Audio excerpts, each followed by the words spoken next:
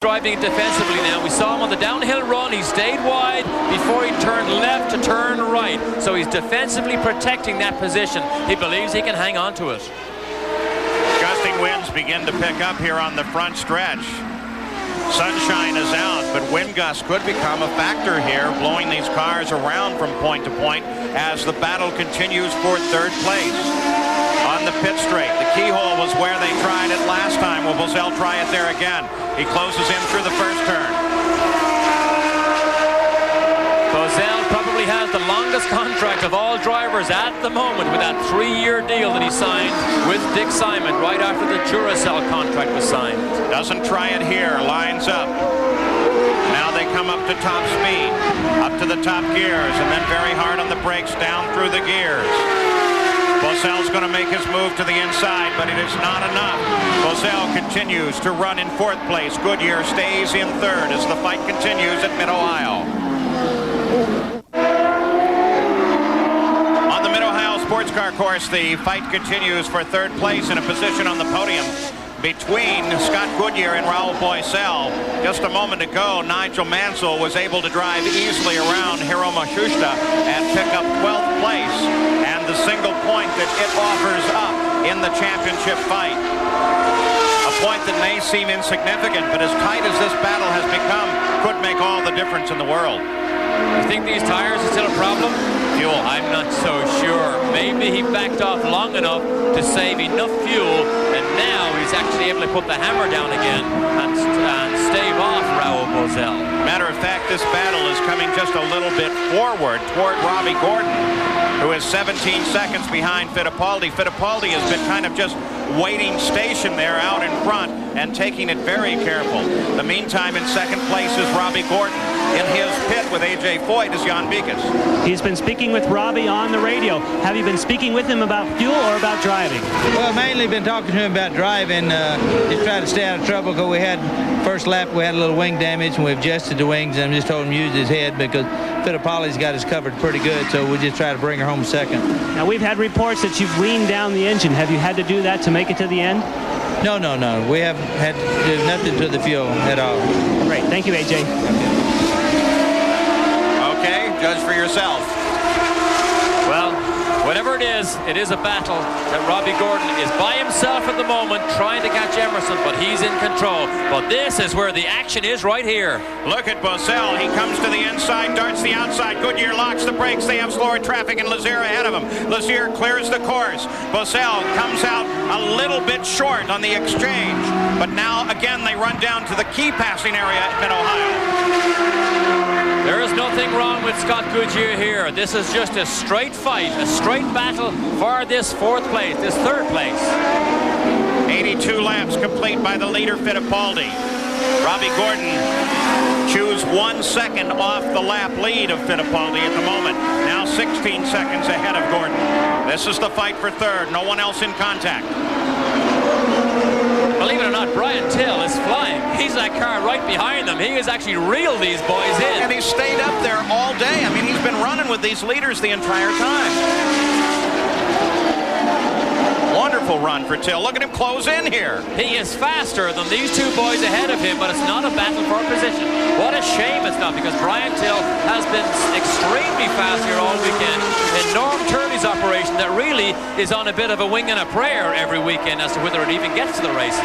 Till had his problem early on, fell 6 laps behind the race. Now runs in 18th place, but he continues to match the pace of the leaders.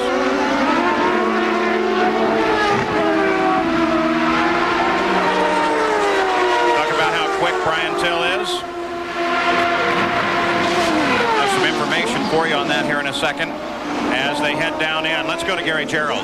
Well, we wonder about this fuel situation. A couple of radio reports. Jimmy Vassar may have to be in the next lap for a splash and go. We also hear that Nigel Mansell may have to get a splash and go. So he's battled forward to a points-paying position at number 12, but he may lose it if he has to get that splash. That's making Emerson Fittipaldi and the Penske team very happy. The front is still Fittipaldi. In the meantime, Nigel Mansell, we go on board. Clear road ahead.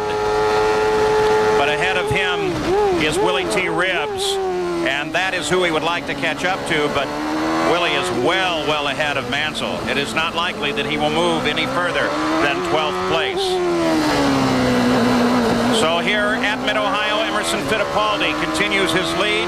And the Pioneer Electronics 200 is brought to you by PPG, world leaders in automotive finishes. By Pioneer Car Electronics, our customers made us the #1 choice for car audio products.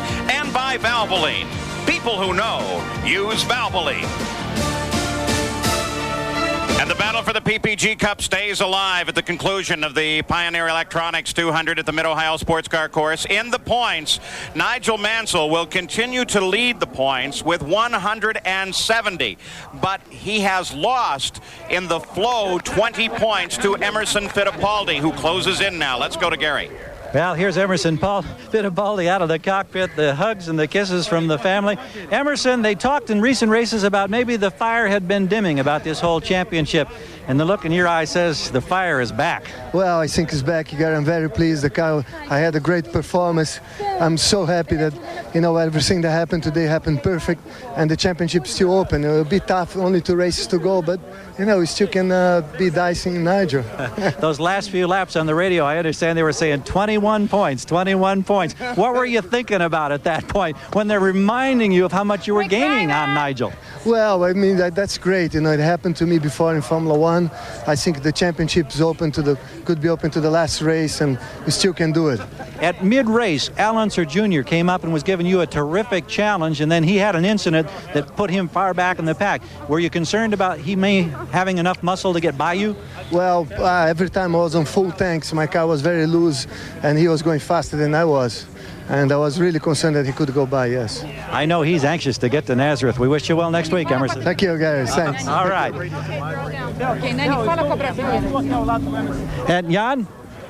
Thank you, Gary. We're standing by with Robbie Gordon, 15th to 2nd place. What a great run. Yeah, I tell you, my guys just did a great job in the pits today. The Copenhagen car ran great. We just laid around and let everything happen in front of us. We ran consistent laps. In the beginning of the race, I broke the wing off in the front and had a big problem on understeering, but I just dealt with it until we came in the pits, and the guys fixed it when we were in the pits, and we had a good competitive car. Now tell us what happened, because you got together with Johansson, is that right? Yeah, well, what happened was I was trying to pass Goulderman, and he ran into me, and I bounced over the curb, and I basically landed in Johansson. The 90 car, he was blocking pretty bad at the start. He was blocking Mark on the right, and then he saw me going on the left, and he moved over to block me on the left. That's the way they do it in Formula One, so I guess that's the way IndyCar is going to be here pretty soon. Great day for Robbie Gordon. Gary? Well, here's Scott Goodyear, who finishes 3rd, and the realization was hitting me just a moment ago. This is your first time to be on the podium this year, and by your standards, that's got to be long overdue. Oh, it's long overdue. We've been so close so many times this year, and, we looked like we might have been a bit more competitive today, but just near the end there, we seemed to lose grip on the last change that we did, but we had to hang in there, and the guys did a great job in the pit stops and the Walker team, and we came 3rd and got on the podium, so we're pretty happy. And you really had to fight for that 3rd position because Bosell, there were a lot of guys in there knocking on the door, and I know the balance was off with that last set of tires. Well, it was, and I just couldn't hold Robbie off, and he came on strong, and I knew there was no way, and he got me under braking down the back straight, and the rest of it was just slipping and sliding, and Raul and I had a good battle, so it was fun. Go claim that spot on the podium. Thank you. All right, Paul. A nice finish today for Scott Goodyear. Here are the points, and of course the key is that only 2 men now are involved in the fight for the championship, Nigel Mansell and Emerson Fittipaldi. Raul Boesel comes around Paul Tracy and moves into 3rd place in the points. Now what he has to try and do is hold on there and perhaps even catch someone if he can, but he has no chance at the championship. Right now Jan Beekes is with Raul. Raul, a great run for you for 4th place, but earlier you were real strong and then start dropping back. Yeah, really strong at the beginning. Even have some blocks there, some try to overtake, but I guess it's part of the game. It's my car was good in full tanks, and then the tires get slide after half tank, so I need to drop off a little bit. And but other than that, my Duracell Lula was perfect. We have a little problem with the fuel going in on the second stops, so we lost a little bit of ground, but other than that, was a great race for me. I was fighting all day long with somebody. So I think we did well. We make some points towards the championship. It was a good day for us. Were you close to any of that action at the start? We had contact at the start, cars weaving back and forth. Did you see what happened up there? Not really. I think it was behind me. I saw the contact with Al Jr. after the second yellow. when he tried to overtake Emo and Emerson. So I think it's just a dispute. And but other than that, it was a tough race, really. Raul Boesel with the best seat in the house. Paul? Raul Boesel moves forward in the point standing, and now will be interviewed for 10 million viewers in Brazil who keep track of these IndyCar events. 100 countries worldwide. There's the order of finish. This whole weekend I know has been a bit of a struggle, and I know you're anything but a happy man as you sit here. Any particular problem during the course of this race, Mario? Well, I never could find a balance. We tried to work on it as conditions were changing. We made one call on tires when it was drizzling not to change tires, and in retrospect, I think it would have been a brilliant call if we would have kept on drizzling. But it stopped, and then so I went that double stint with the same set of tires, and 60 laps on the tires a bit much. So that sort of hurt me a little bit, and I just could never find really the balance to to do very much. If I had any kind of track position, I might have been able to just hold it, but that's all.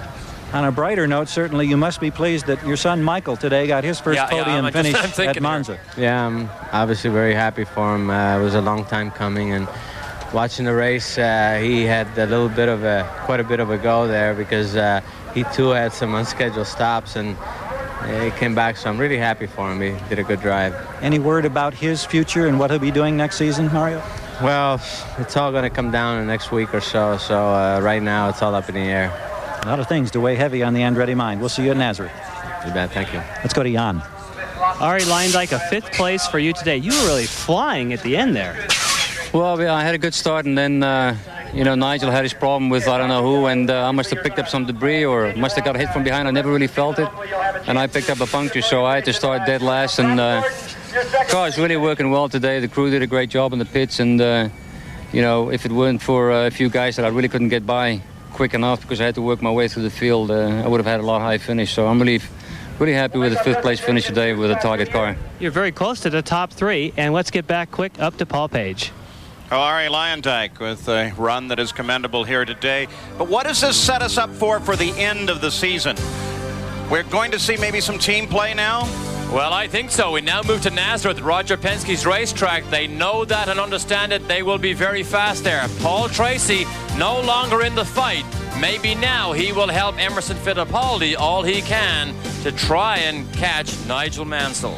Take a look down now through the entire final standings in this race, which has given us so much unusual entertainment.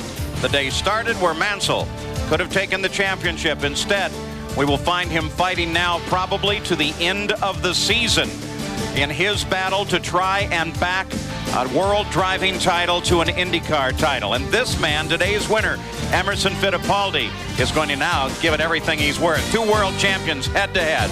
And he almost let the championship slip from his grasp because he lost the momentum in the last 3 or 4 races. Perhaps he's grasped it again, and he may make a charge and give us some entertainment. In a season 2 in which the officials and black flags have figured prominently into Emerson Fittipaldi's run. But now here on ESPN, we go to the final 2 races of the season. A week away, it's Nazareth, Pennsylvania. They call it an oval. It's set up like a road course. And then the final race of the season, the first weekend in October, you'll have coverage here on ESPN of the Laguna Seca run. The battle for the championship in the PPG Cup continues. I'm Paul Page saying so long from Mid-Ohio.